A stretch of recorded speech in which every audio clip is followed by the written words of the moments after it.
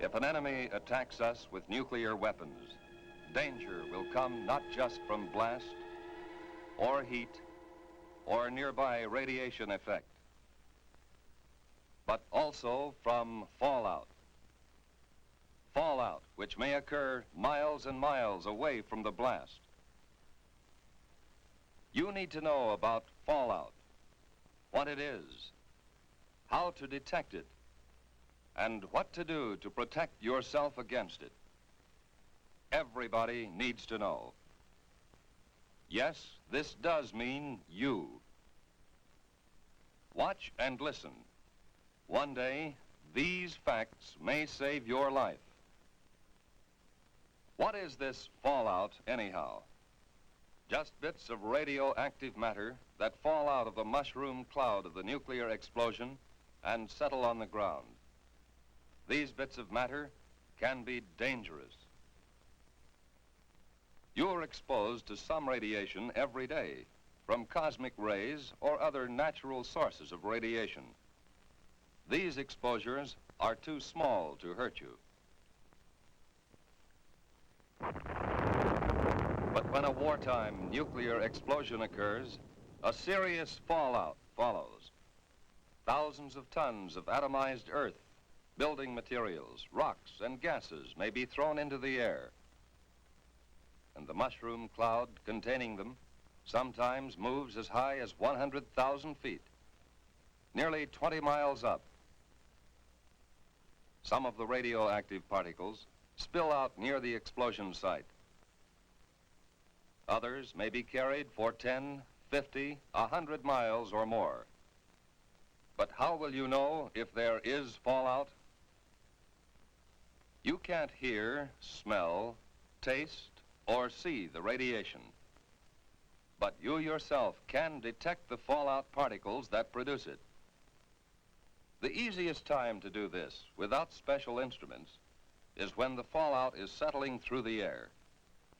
This starts any time from about 1/2 hour to several hours after the explosion, depending on how far away you are. And it continues to fall for an hour or longer. Usually you can see the fallout. So if there has been an explosion of a nuclear weapon within a few hundred miles of you, you should suspect every unusual concentration of dust in the air of being fallout. After an explosion in daylight, watch any unusual accumulation of dust. At night, put a white or light-colored plate outside. Examine it every 15 minutes or so. If dust is accumulated on the plate, treat it as fallout. The particles in that fallout behave like miniature X-ray machines, sending out radiation in all directions. If there are many particles, and if you are exposed to them long enough, you will be hurt. Others will be watching for that fallout, of course. Experts will estimate the probable path and speed of approaching fallout and try to keep you posted. But it may come before you hear any details by radio or otherwise.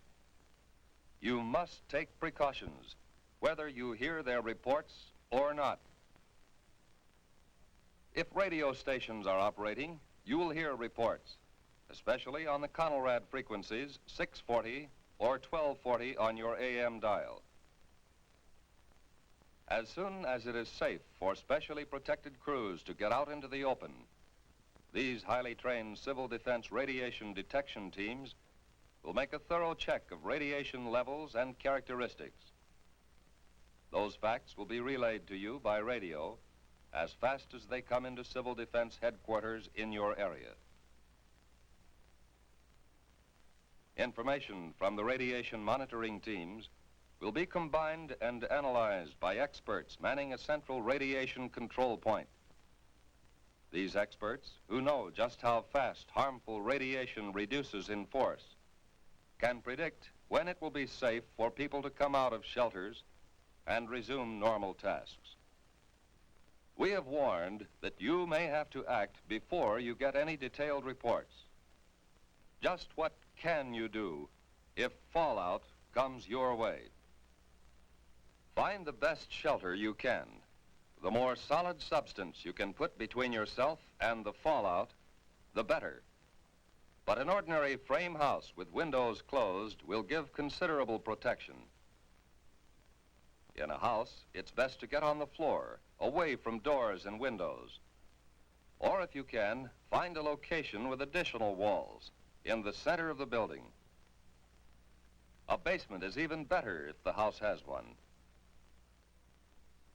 Large buildings, such as apartment or office buildings, give good protection. The thick, heavy masonry of their walls and floors makes it hard for radiation to get through. Basements, inside rooms, or corridors on the lower floors are safest. The basement of any house or building will become a good improvised shelter if you block the windows with sandbags and place other sandbags on the floor above the shelter area. If you don't have sandbags, thick, solid layers of books, magazines or newspapers, or even a series of file cabinets standing close to each other can cut the radiation danger. In some parts of the country, there are storm cellars or outside vegetable storage cellars. They may be used as shelters from fallout. If you plan to use such a cellar or your basement or any other shelter, stock it with food and supplies. To equip and supply your shelter area, you need some of the same things you might take on a vacation camping trip. First, sleeping equipment to fit your shelter area. Folding cots or sleeping bags and blankets. Then, food and water. There should be at least a 2-week supply. You'll want plenty of fruit juices and lots of your family's favorite canned foods. The drinking water supply should be rotated often to be sure it's fresh. And don't forget such basic needs as sugar, salt, pepper, and other seasoning that your family ordinarily uses. Now, some equipment. A radio is very important. It should be a battery portable with spare batteries. A transistorized radio is best, as the batteries last longer. Next, you need light in the form of flashlights and a battery-operated lantern. Then, a good first aid kit. Now, plates, cups, silverware. A can opener and a bottle opener are important. Add to these things enough closed containers to take care of garbage and human waste. Especially if there will be children in the shelter, include some books and magazines, paper and pencils, maybe 1 or 2 small, simple games. The best protection of all is the special shelter built according to specifications of your local civil defense organization. This has an air filter to allow ventilation, but keep dust out. And it has at least 3 feet of earth over it.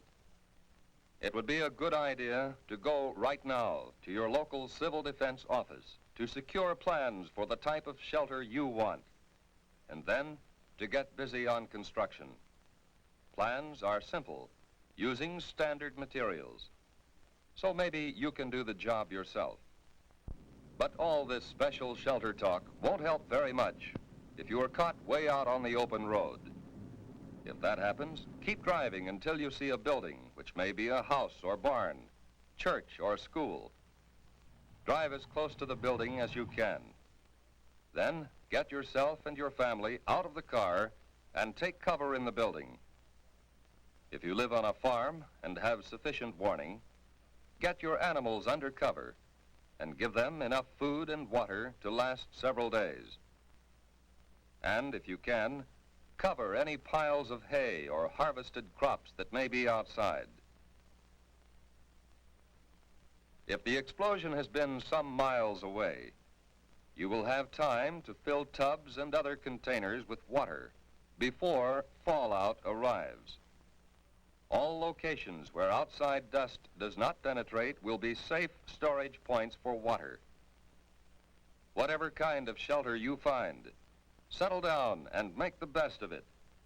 If there are others with you, help them by being as calm as you can, and don't be discouraged. You can go out for very brief periods if you are well covered and keep the dust off your skin. Wear heavy boots or shoes and pants tucked in or tied around the bottom to keep dust out. If any dust gets on you, brush it off promptly. And when you have a chance, wash it off. That dust can burn your skin. But what happens if you do get exposed to a great deal of fallout? When food or water has been contaminated by the dust, internal damage may occur. When dust has been left on skin, there will be skin burns. When you have been near dust too long, there may be radiation sickness. Exposure can even cause death. If you have had considerable exposure, you will vomit and grow weak. But after a few hours, this sensation will pass, and by the next day, you may have had the last of it. Even if you have been exposed to excessive fallout, you may eat and drink just as you normally would, but don't force yourself. Whether you have had these symptoms or not, if civil defense radio announcements have said that radiation has been high in your section, keep an eye on your condition for the next few days.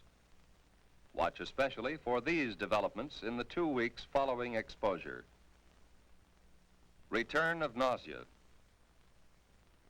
sore throat, bruise spots developing without any known reason, loss of hair. These conditions, or nosebleed, or diarrhea, should be reported to a doctor or to the nearest first aid station set up under civil defense plans. Unless civil defense teams have warned that your area is still dangerously radioactive, you can get out and work to help yourself and help others. Although fallout can be deadly, your chances of avoiding damage from it are much better if you follow the directions we have given you. During an alert, keep your portable radio tuned to the Conelrad radio frequencies, 640 and 1240 on the AM dial, for the latest reports and advice. Right now, today, before there is an alert, take time to learn the Civil Defense 5 steps to safety. Learn warning signals and what they mean. Learn your community plan for emergency action. Learn protection from radioactive fallout. Learn first aid and home emergency preparedness steps. And learn how to use Conelrad 640 or 1240 on the AM dial for official directions.